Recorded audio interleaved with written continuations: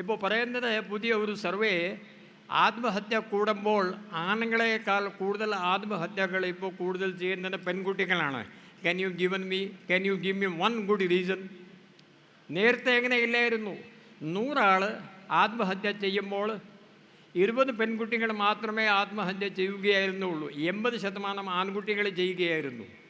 ഇപ്പോൾ അത് ആ അവസ്ഥ മാറാൻ പോകുന്നു. പെൺകുട്ടികളുടെ ആത്മഹത്യ വർദ്ധിക്കുന്നു. വൈ? എന്തുകൊണ്ട് പെൺകുട്ടികളുടെ ആത്മഹത്യാ പ്രവണത കൂടുന്നു? ഞാൻ പറയാം. പൊതുവെ പെൺകുട്ടികളുടെ ഒരു സ്വഭാവമുണ്ട്.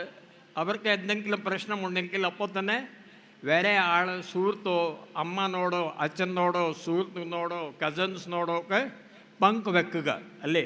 ആണല്ലോ. എൻ്റെ വീട്ടിലും ഉണ്ട് സ്ത്രീകൾ.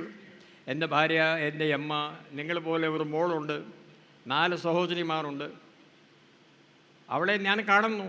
അവർക്ക് എന്തെങ്കിലും പ്രശ്നമുണ്ടായാൽ പെട്ടെന്ന് അവർ ഫോണിലോ ഇല്ലെങ്കിൽ വിളിച്ചിട്ട് കാര്യങ്ങൾ, ആ പ്രശ്നം മറ്റേ ആളോട് സംസാരിക്കാൻ അവർ ശ്രമിക്കുന്നു. ശരിയാണ്. മൊബൈൽ ഫോൺ വന്ന ശേഷം അവർക്ക് അങ്ങനെ ചെയ്യാൻ പറ്റുന്നില്ല.